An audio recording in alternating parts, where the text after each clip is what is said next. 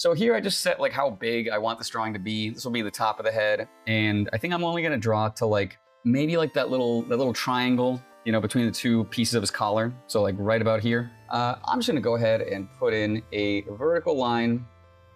Since his head is upright, this just gives me, you know, little starting point, something to compare to. Any small particular things, I'm trying to get like overall, you know, if we put his head like inside of a bag, you know, like what would be like the big angle of his forms on the outside? What would contain this? Like maybe right here, we like average out this angle in here for the collar. So I'll be fairly careful about that, just because, you know, that'll save us a bunch of work later. We're not separating out the head from the neck just yet, or from the hair. We're treating it all as like just one thing. I think of that as, I call that the Homer Simpson. You know, it's like how Homer's like basically like a big cylinder, and then, you know, everything else fits on top of that.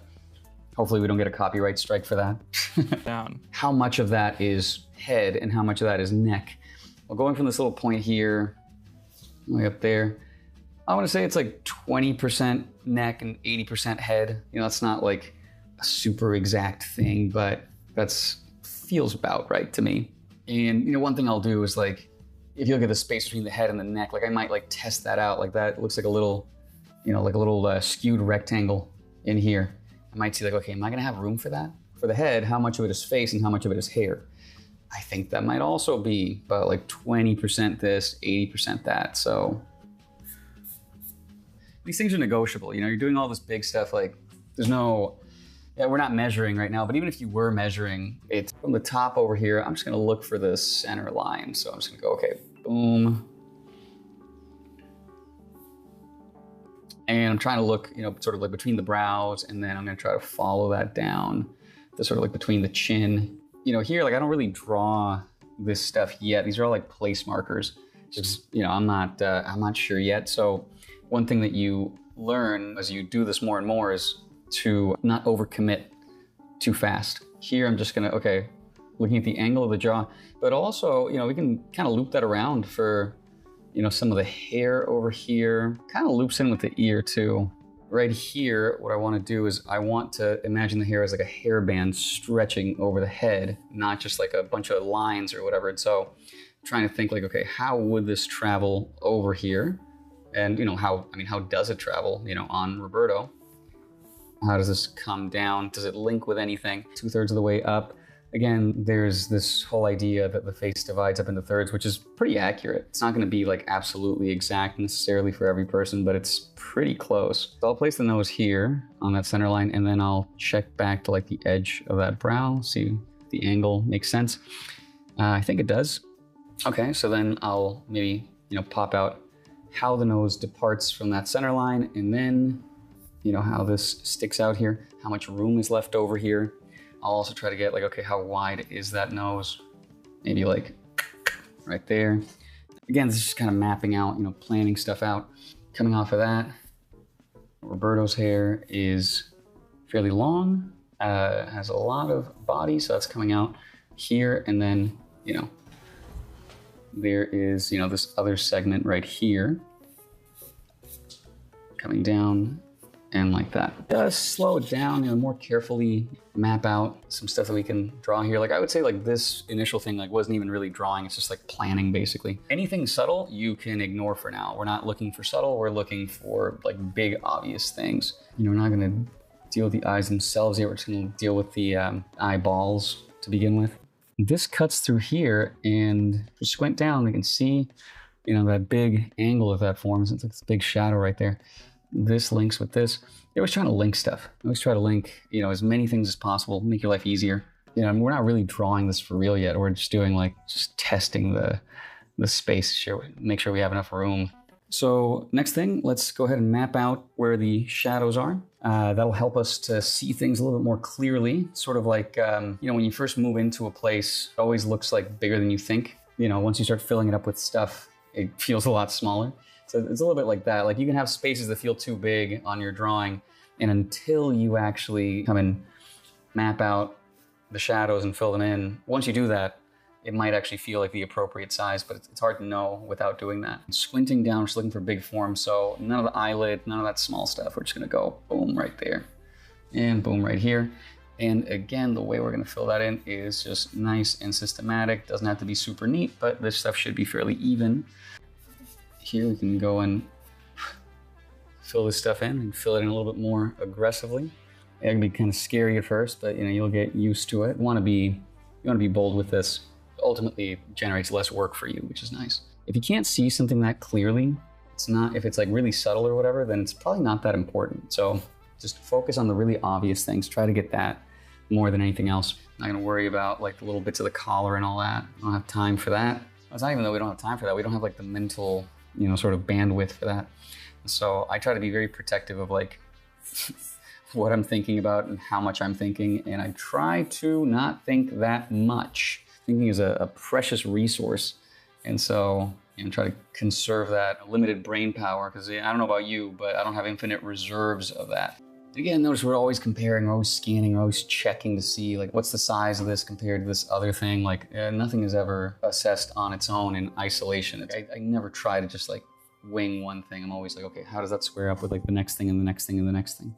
We have it on good authority from Julian Alden Weir, who was a student at the École des Beaux-Arts in the 1870s. In his letters to his brother John, he says that they would start you off with drawing from the plaster cast, and when you made a tolerably fair drawing from that, then you were allowed to draw from the living model. That was the standard. It wasn't like you have to be perfect before you move on. That's what we're aiming for. We're aiming for things to be tolerable. That was liberating for me. It was like a formative moment when I read that. Not perfection, but just, can you live with it?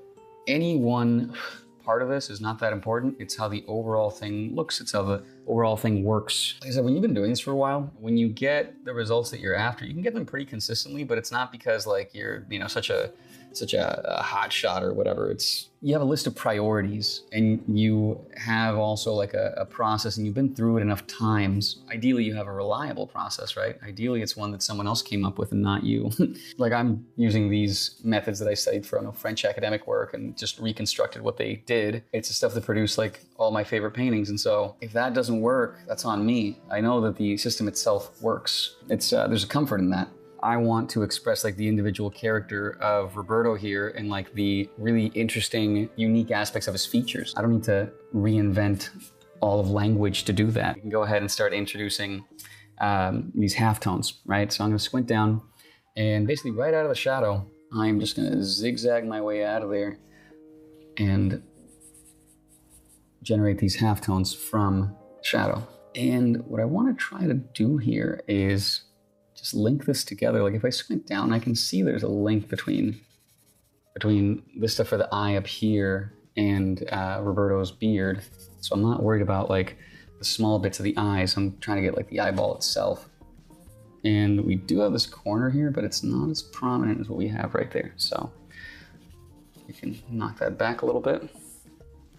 Let's make sure we're not losing the squarishness of the chin, which is such a distinguishing characteristic there.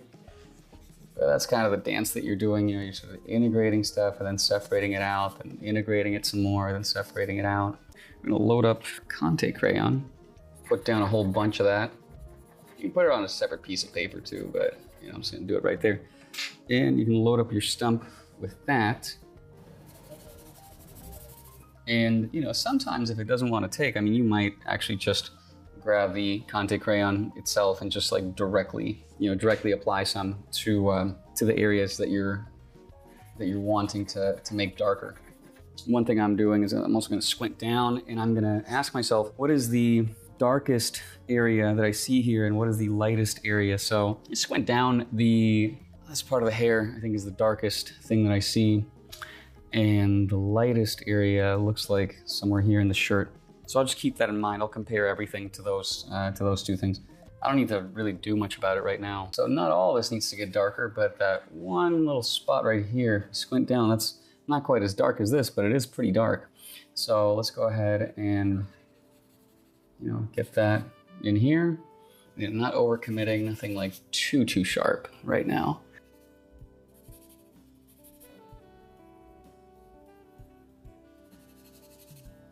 In here, I'm going to use the actual Conte crayon to start setting some limits here.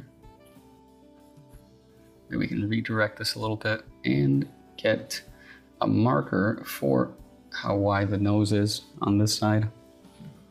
We can come in and, you know, we can play around with the hair a little bit more if we want. I don't think it looks a crazy amount like Roberto, but it doesn't look unlike him.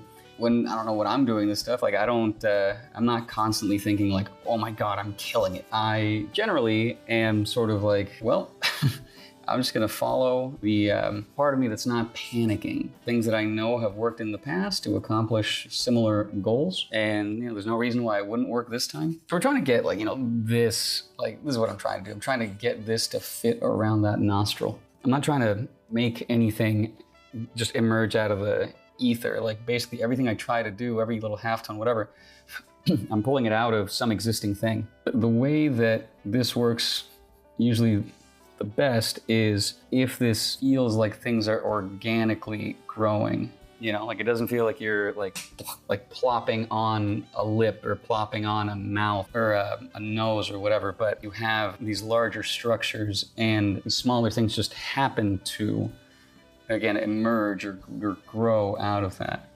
I think actually we might have, maybe able to put the mouth a little lower right there. So I'm just trying to manage having enough room for the philtrum here, which is pretty sizable, and then the facial hair takes up quite a bit of space. The lip here, which means that this would have to go about here, which means that this would have to, I think, cut through like right there. Again, got to back it up to be able to see that better. You know, whenever you see this nasolabial line on somebody, the impulse that almost everybody has is to exaggerate it. But what that'll do is that'll usually age the person like way too much. And so you want to try to find just like the exact amount that shows up. And usually what that is less than you think. Let's keep going here. We're, you know, getting close to, I'd say we're getting fairly close to the end here. Like I said, we can just come and erase this out. That's why we didn't have to draw that in at first. Here we can make it go darker, and you know, by the time you get to stuff like the hair and all that, like, you know, it's a lot more forgiving. You can just have some fun with that, as long as you capture like sort of the essential character, like the essential sort of aspects of what it's doing. So at this point, like we are following like the direction of the hair growth. We're not just filling in stuff just to fill it in at random. Ideally, you know, you have this stuff, you set it up carefully enough that as you keep working, things just start to sort of fall into place, and like your main job is to set up the initial stuff. And on the other side, a little tiny bit right there. Okay, I think we'll call it there. Little notch right here is called the tragus. I really shouldn't be putting that in black though, because it's not actually that dark. Not that much black on the ear, maybe just these accents. Even this, not really. There's just too much light hitting the area. Just because something is a shadow doesn't mean that it's black. You can have a shadow that's lighter, but also a shadow can't be lighter than any of the lights, of course. That sounds simple, but and actually I'm not even sure if it sounds simple. If it does sound simple, it's not.